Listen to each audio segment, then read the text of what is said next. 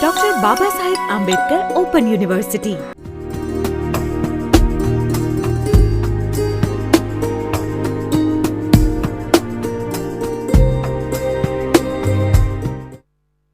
Now take another example. Now we'll discuss several examples, number of examples, so that your concept will be very clear how to debit and credit a transaction. See, another transaction is paid rupees 5,000 to Ram for goods purchased on credit from him in past.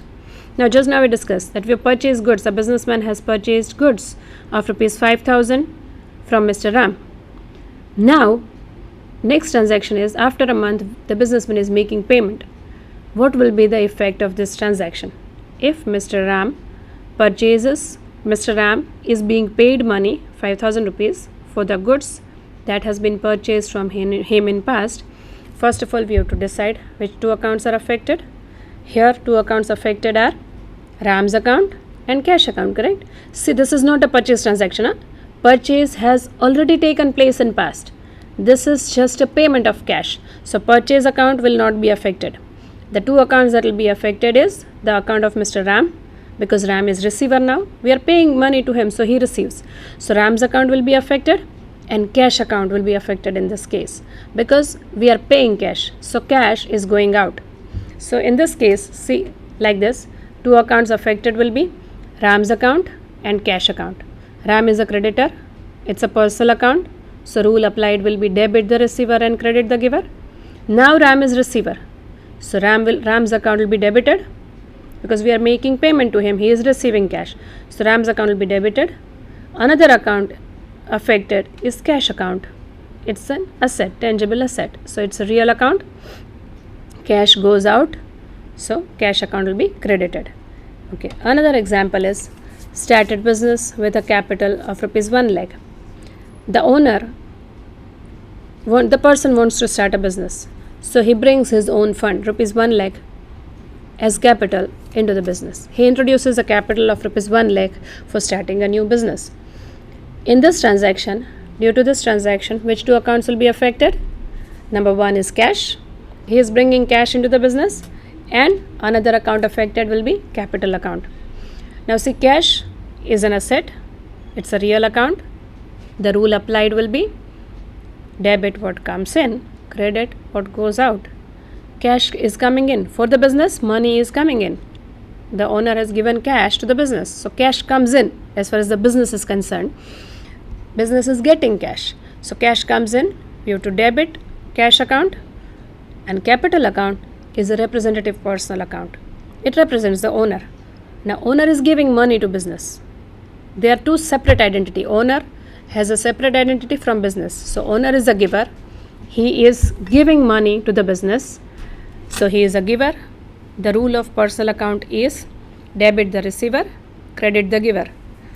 Now he is a giver, so his account will be credited. Now look at the third transaction. Furniture of rupees 1 lakh purchased for cash. Here the accounts which are affected are furniture account and cash account. Both are assets, so both are real accounts, right? When you purchase furniture is coming in the business, and the business is making payment. This is a cash transaction. On the spot payment is made. So furniture and comes in, cash goes out. Both are real account.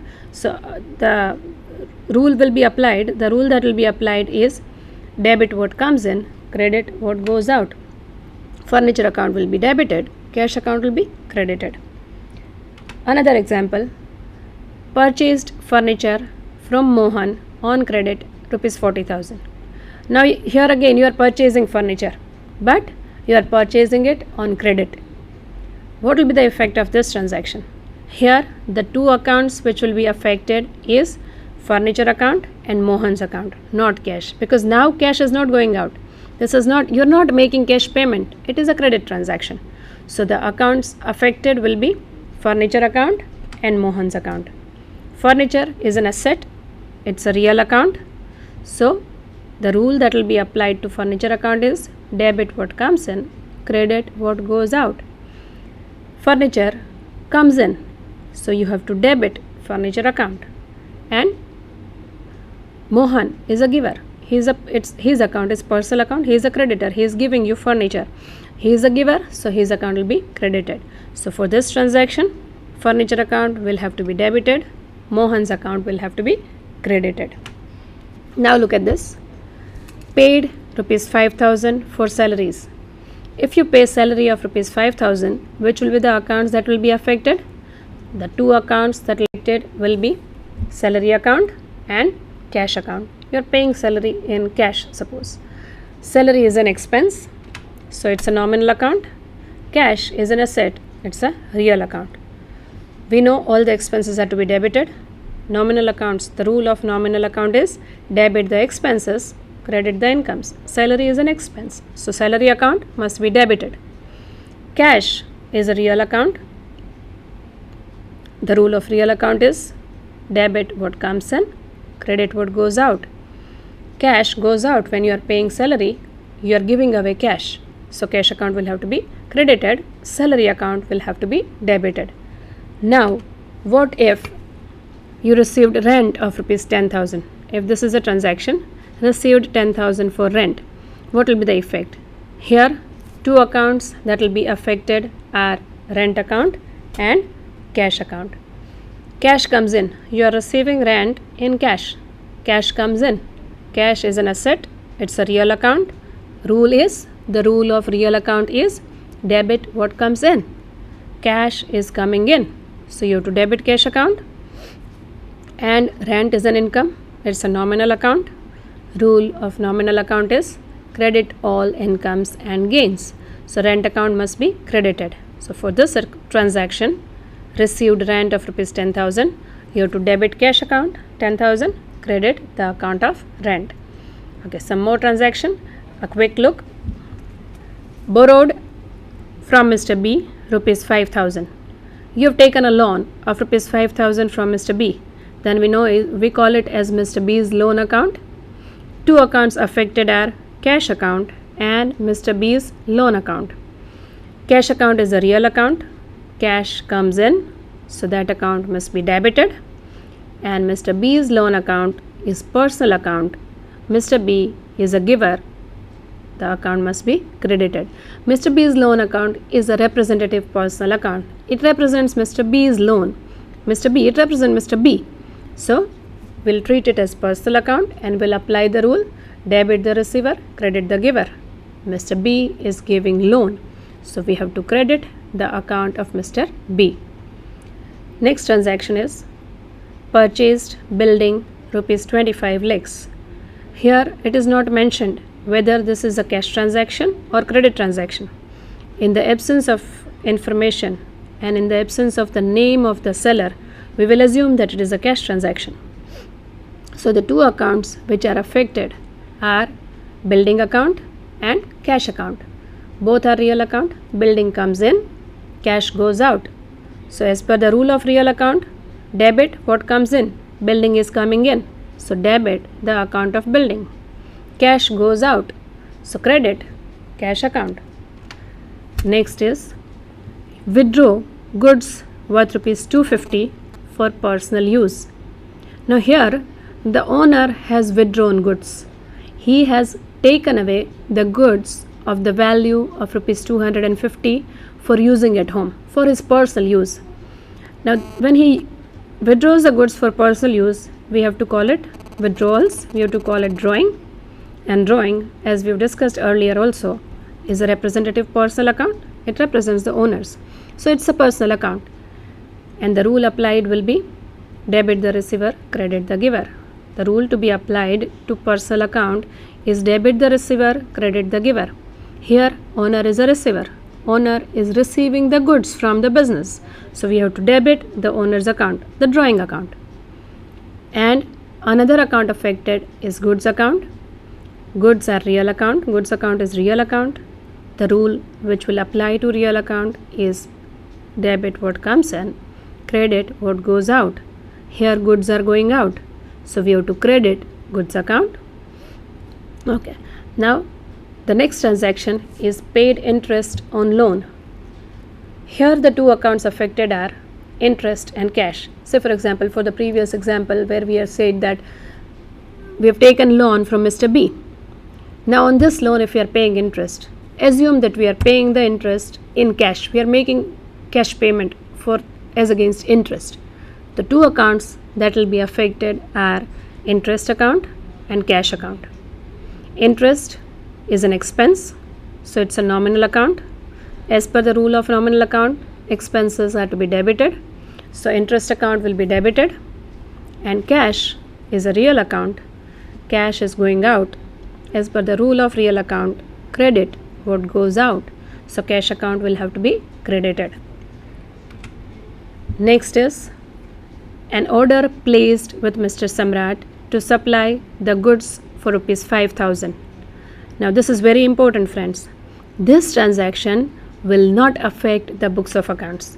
It will have no entry, no effect in any of the accounts. Why?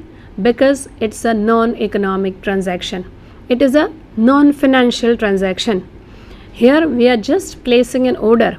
We are not receiving goods. It is not exchange of goods. It is just exchange of information. We are just communicating to the supplier that we need the goods of rupees 5,000. He is not sending us goods, so neither we are receiving goods nor he is receiving payment.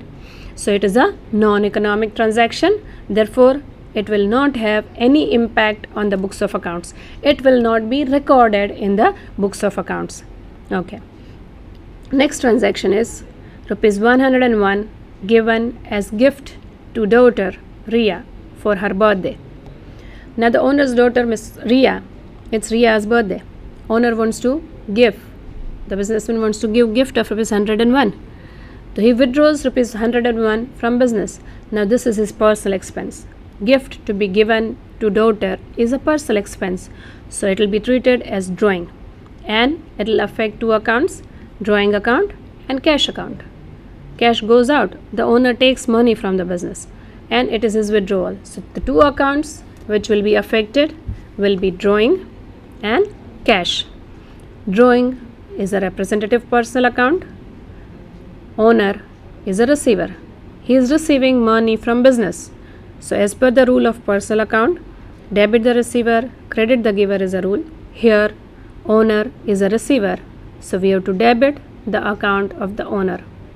And cash, business is giving cash to the owner.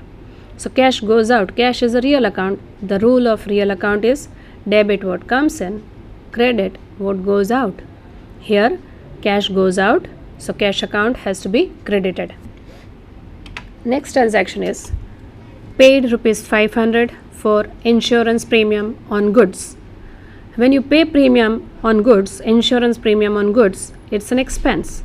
So insurance premium account is one account which is affected, and cash is another account that will be affected. So two accounts that are affected are insurance premium account and cash account. Insurance premium is an expense. It's a nominal account, and because it's an expense, as per the rule of nominal account, it will be debited. Cash is an asset, a real account. We are paying away cash, we are giving away cash against insurance premium, so cash is going out, and therefore cash account has to be credited. Look at the next transaction. Commission received rupees 500. If commission of rupees 500 is received, we assume it is received again in cash.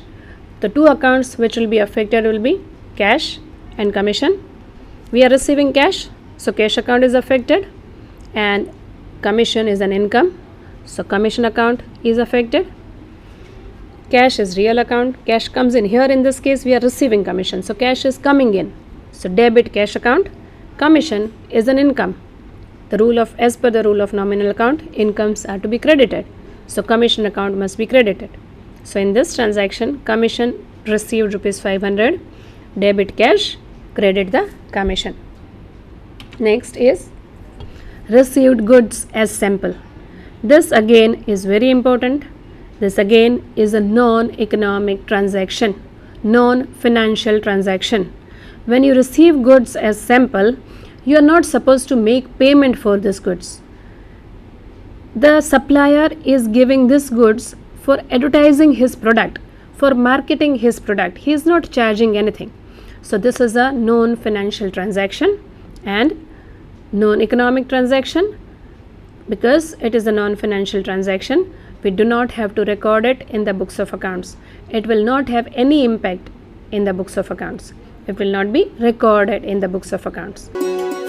Dr. Baba Saheb Ambedkar Open University.